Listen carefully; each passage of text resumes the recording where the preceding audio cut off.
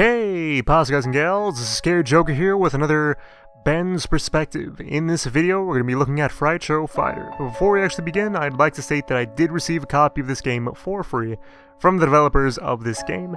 In no way, however, is this going to alter or sway my opinion of the final product itself. I just felt it was necessary to state this before getting into the actual review. FrightShow Fighter is a 2.5D indie fighting game developed by 3Fright.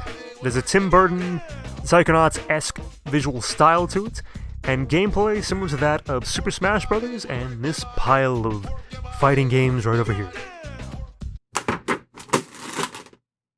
The fighting genre is pretty oversaturated.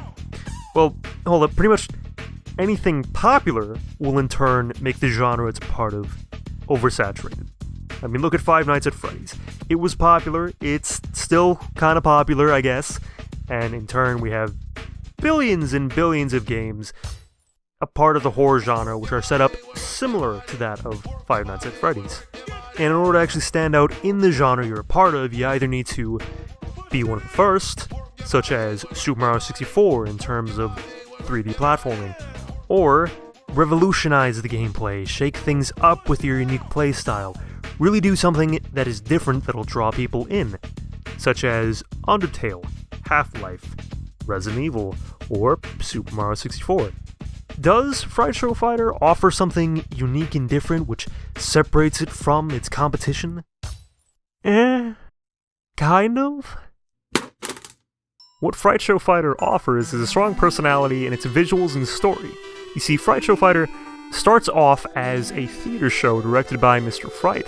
He and his group of performers were entertaining a child's birthday party when towards the final act of the show, this asshole named Xenolox cast this spell that was meant to steal the eyes of the entire audience. Why? I don't know. They're high in protein.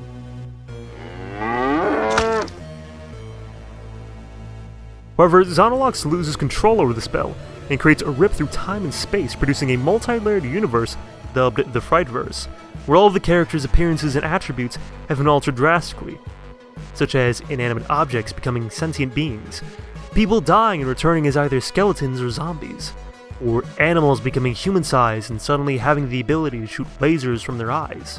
It's pretty interesting. Although the only way to really learn this information is by waiting a short period of time at the main menu for the cutscene to kick in.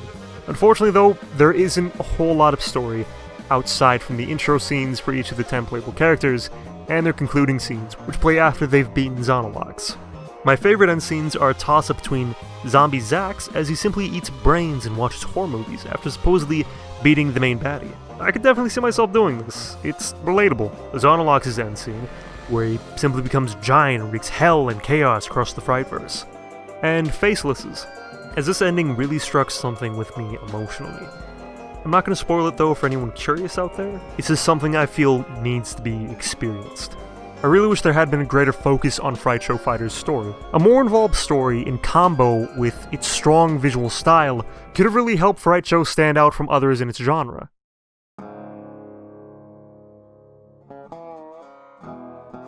As for the actual gameplay, it's a bit bland. You have a choice between 3 game modes. Versus, where you fight against another player through local player only, at least until they release the update for online play, training mode, and of course, there's single player, which very much like Super Smash Bros. Classic mode, you wander around the map fighting various NPCs until you reach the final boss. However, all of these fights have been predetermined, which means you'll be fighting the same characters regardless of which character you choose in all 3 maps. The various maps and stages themselves are heavily stylistic. Something is constantly moving in the background as you're fighting your opponent. Unfortunately though, none of these background elements are really interactable with. As for the actual fights themselves, they play very much like that of Mortal Kombat or Street Fighter. Now look at my skeleton! You're given 99 seconds to defeat your opponent in a 2D space, you have various combo moves, the standard kicks and punches, and a wide selection of items at your disposal. These items, however, seem to only be unlocked at random after winning fights. There isn't some marching character or story to deposit points into to get better equipment, or more items, like in most fighting games, which, again, I feel is another missed opportunity. Something else I thought was somewhat odd is that only 80% of the characters possess a projectile attack, whereas the other 20% are given some type of other attack. such as Monster Girl, who has this odd kick attack which has extremely short range in place of the projectile attack slot. I can understand where they're coming from with this. They wanted to give a sense of a unique playstyle with all of the characters, which I of course feel they did. It's just, I wish they had pursued other ways to create this feeling, aside from just switching out one attack for such a small portion of the characters. Such as how they altered the gravity for Mr. Rainbows to make him more floaty, given that he is made up entirely of balloons. That makes sense. I'm sure given more time, however, and a somewhat larger budget, these minute issues could have been corrected, and something a bit more expansive could have been introduced. Then again, 3 Fight does seem to be very responsive in terms of bug fixes and tweaks of the game itself. I mean, this game has already been updated twice, even though it's only been 2 months since this game's release.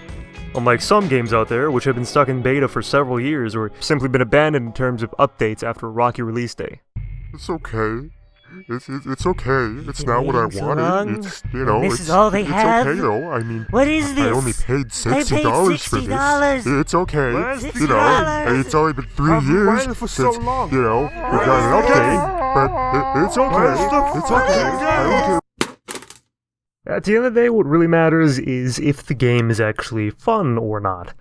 And I can honestly say that I did have fun with FrightShow Fighter. Its control scheme and button combos aren't extremely absurd or complex like most fighting games, and it's brimming with personality with its visual style and character stories, despite the rather bland gameplay. For those who enjoyed Super Smash Bros., or who are looking for a more colorful and simplistic fighting game, I'd highly recommend looking towards FrightShow Fighter.